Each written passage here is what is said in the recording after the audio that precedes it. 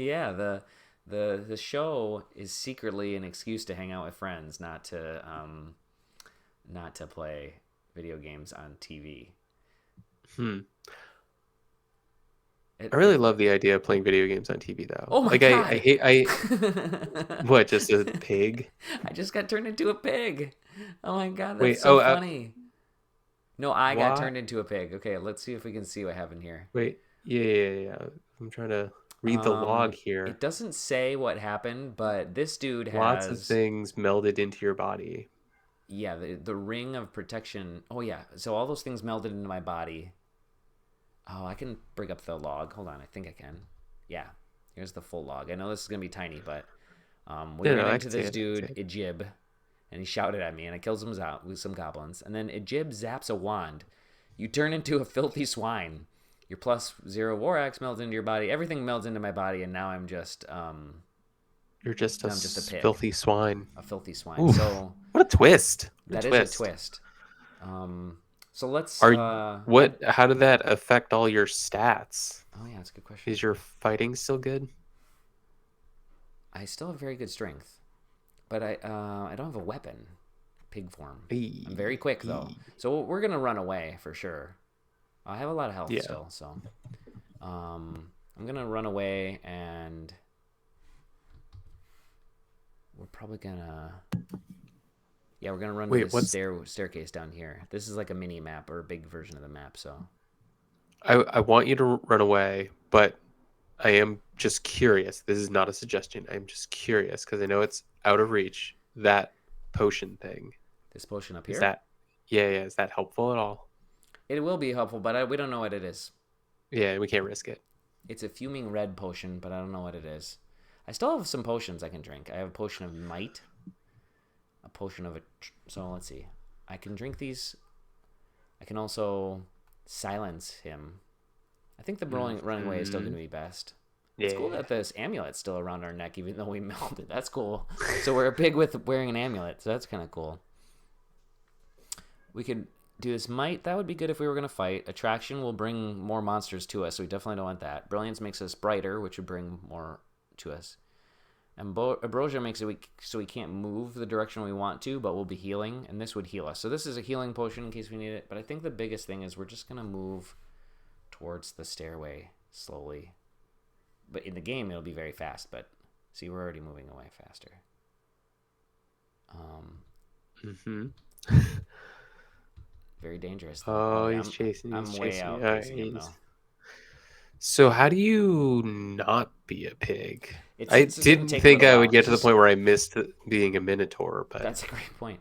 Great question. It's just gonna take a little while, and I don't know. Oh, see, it says the transformation's almost over, but we're not gonna wait around to find out. We're gonna go upstairs where there's no bad guys, where I already killed them all, and we'll wait up here. nice.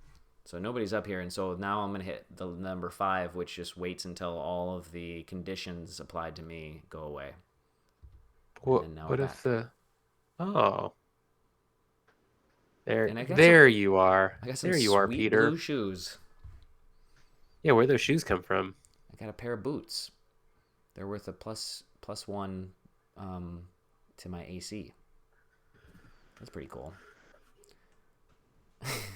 Is that like as a result of no longer being a filthy swine? Like they're like They, you're I was wearing them this. and they melded into my body earlier.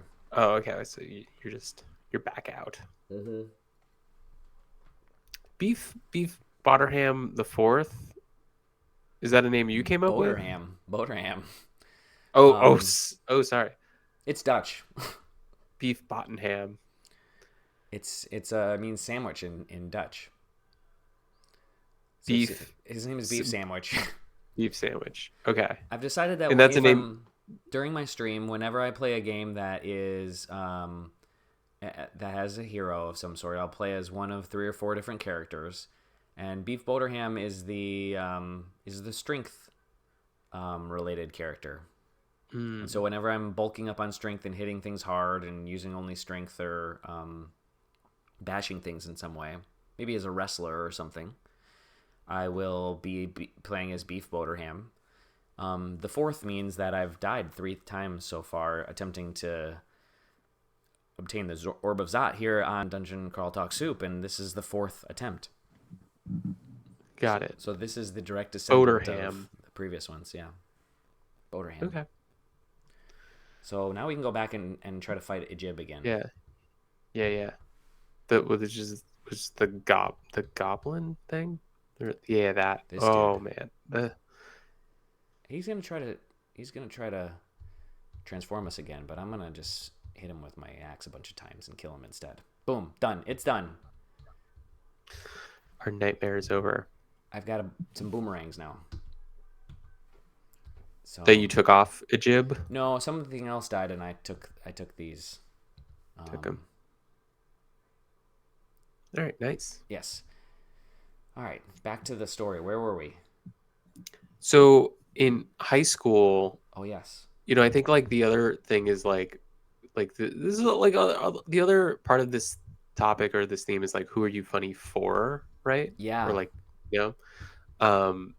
and what I would say, like, you and are we saying names? But like you and your significant other. You can say first names. You can say okay. names. You and Jess are like I think about like the people I want to make laugh. Like you two are like top of the list. Oh, that's great. Like I think you both have great laughs and great smiles. Oh my gosh. And it's so fun. You hear that, movie producers? I'm ready. I'm ready for my big shot.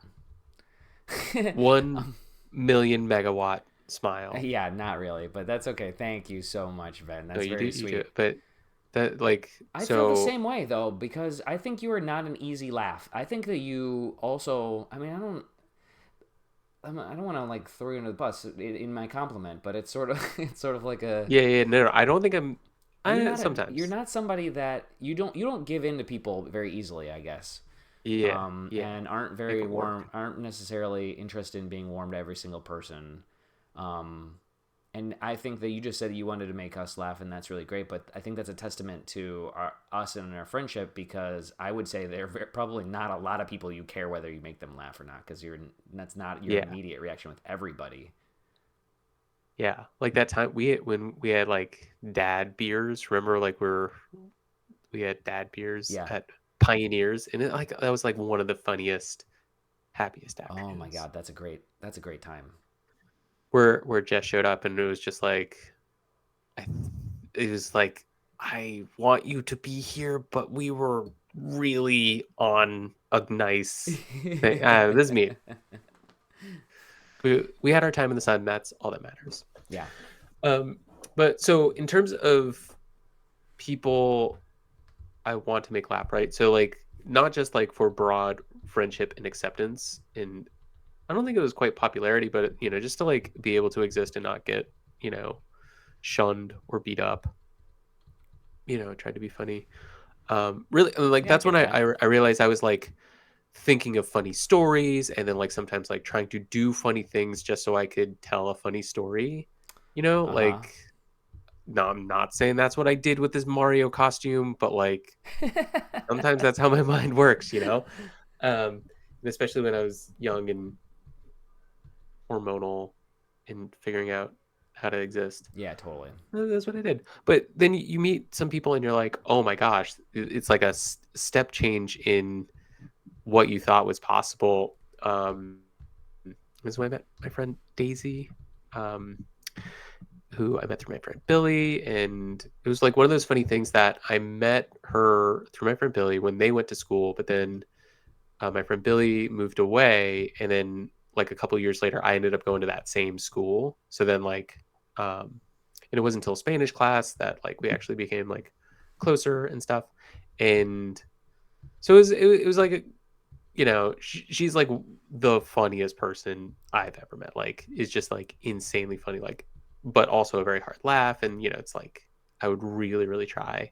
That's where I felt a ton of pressure. But Billy and Daisy were the ones that introduced me to Christopher Guest movies, specifically Waiting for Guffman. And that was like a whole different thing where it was like, it was not just mockumentary, but it was like sort of deadpan and irreverence and just these like wacky characters, and I loved it so much. And I didn't understand it at all the first time I watched Waiting for Guffman, but it like that was one of those movies that like over time you watch over and over and over, and then you Yeah. quote it, and uh But that think about so this. Like, you were on, like you said, Adam Sandler, right?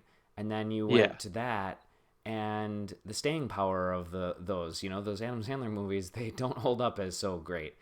I love right, them to pieces, but I don't think they make people laugh the way I used to laugh to them. But the yeah, Christopher Guest movies are just as funny forever. If not, they get yeah, more funnier every time. yeah.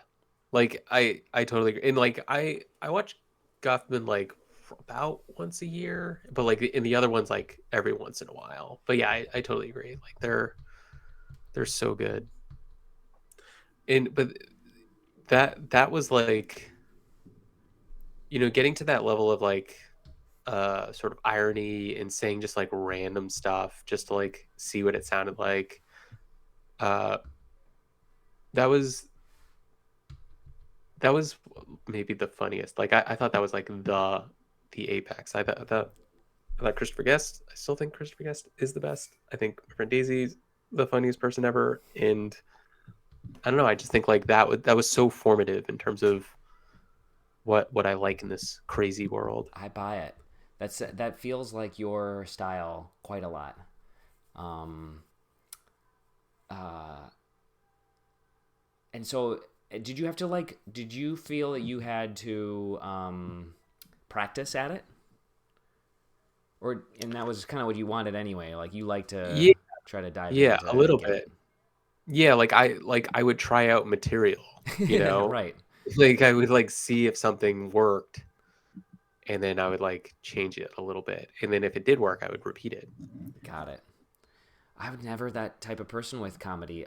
So you were thinking about the type of comedy and the way you were going about it all through high school and middle school. Yes. It was like a Yes. major tool for you.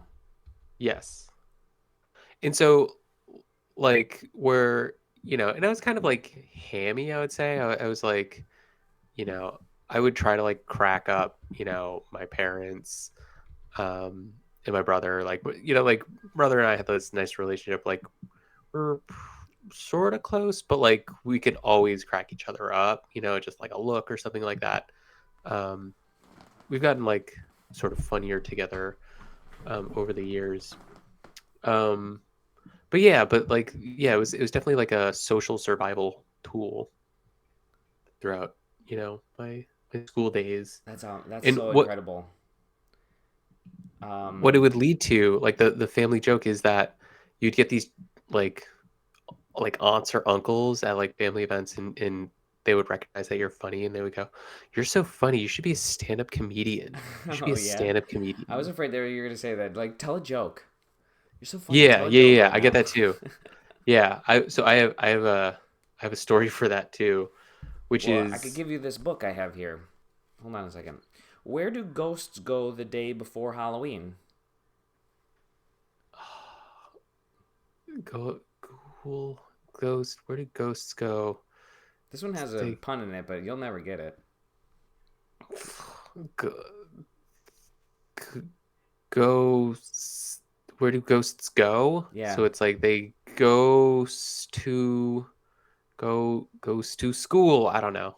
I don't know. I give up. They go to the booty parlor. Booty parlor. Yes. The booty parlor. I, I like that. So that's a funny one. So funny. So, I did have a joke book that like of all like I had a joke book. There was like, where do hamsters come from, and the answer was like Amsterdam. that You sort of know, thing. Yep. yeah, it Like was that's just basically this a book. Only lot, this one's real bad. No a offense, lot of that. Melvin Berger. Offense taken. It is I, the great reveal. You wrote this book, Melvin Burger. So and talk about meat names, huh? that's a name. That's Um, a beef. Yeah, that's true. His similar name. This was written in 1993, so okay. this book's The been out there for a while. so when this is like in college, I Okay, so guess. after high school. But like when somebody would say, "Oh, you're funny," or like I remember we were walking on 14th Street in the city, and you inserted that video clip last time. That was very Is impressive. that not impressive? That's a pretty cool video of it clip. It was a little loud, but yeah, I thought that was really cool. So in the game, so I You're on level can mention 6. something. I just got to level 6, but let me show you some more things in the. Um, hold on, let me You just show killed you. Doan. I killed Doan, which is maybe a problem because hold on, why isn't this working? Hmm. There it is. Okay, so Doan has a sister. She's always in here. So the way this works is that there's like all the floors and bad guys and stuff are totally procedurally generated, but they also have some named characters that show up regularly or often or in different places. And like Ijib is one, for example, that you will find him in different places, but he's often in the dungeon. Got it. Doan and Got it. his sister Duvessa are often um, in the dungeon, and they're often right nearby each other. And Doan is like a wizard, and Duvessa is more like a fighter. So we actually don't want to run into Duvessa. And so here's what happened is like you can see you slash Doan, Doan's almost dead. Doan hits you but does no damage. You hit Doan, you kill Doan, and then you hear a distant scream of rage. That's not a Oh good no. sign for us. Dufessa's out there That's somewhere that. raging. Oh no. So the hope is So what? another thing that Yeah. happened a little while ago is that we also had this back here. I was moving around and then a sourceless malevolence fills the dungeon and a teleportation trap spontaneously manifests and I was yanked towards some nearby monsters. So that's I was over here on the map right by this pink dot and then I just got transported magically over to where we are now. So that's a pain. And that's where Doan That's was. where Doan was, and I took him out. But now we have to try to avoid Duvessa slash like worry about whether we run into her. She's So scary. I got to speed it up. So here's the joke that I I came up with, and I remember telling this joke on while walking on 14th Street. It was rare. Like I wasn't good at like picking up chicks or anything. I was never like I never had game. I was never like that. Uh huh. But like there was this one time where like everything we said worked when talking to a random woman at a bar, and like she like went with us. She didn't follow us, but she like went with us as we left the bar to go somewhere else. And and I remember my roommate was like, "Oh, this guy's so funny. This guy's so funny." And she said, "Tell me a joke." This is the joke I always say when somebody says that. I tell a story. It's been a while since I've told the joke, but what I would do is first I tell a story about. All right, I'll tell it as the joke, Okay, right? I'm So, ready. all right, so here's the joke. So I was visiting my brother at sleepaway camp. It was like family visiting day, and I went to visit him, and I did not know it at the time, but they had like an assembly, and I didn't know it, but like one of the campers there had Tourette's, Okay. and so randomly, like no fault of his own, randomly this kid in the middle of an assembly during family day just screams penis in a light socket, and like that's what he did. And I was like, okay, like I didn't know what was going on. I kind of like I didn't ignore it, like I sort of like flagged it, and I was like, oh, okay, that's not something you hear every day. And um and then like whatever, like family day moved on. And so then the construction of this joke is a little bit like the aristocrats, where then I go and I ramble about whatever. Like I'll just go on like a I will spend as much time as I feel I need to spend. And you can tell already, like I can talk, I can ramble on and on and on. So the construct of the joke is then I just start like rambling for as long as I can before Uh-huh. interjecting my own story by just screaming penis in a light socket, and that's like the sort of callback punchline. So it's an Yeah. anti-humor joke Yes. to kind of needle at the dumb person that said, I "Tell can't me a joke." I couldn't agree with that more. I think that's beautiful. Um I almost wish you had done it just to Yeah, just just so you to could gone feel for 20 minutes. the full effect of that. No, And but like, can you imagine then like you die and then it's like oh, I and then we never never get to get to hear the the end of the punchline? joke. I never get to hear the punchline. That would be glorious. Oh my god, that would have been that's See, top there's comedy. certain beauty So in that that. so for me, like the thing that yeah, let's do Vesa up there. Whatever. Um so the I think that you touched on like what I would say is my favorite form of comedy, which is anti comedy, Yeah, anti yeah. jokes. My favorite joke, which I'm happy to tell anytime anybody wants to hear it, is um, what's the what's the difference between a teaspoon and a tablespoon? A teaspoon's for eating tea, and a tablespoon's for eating tables. Yes. See, that is perfect.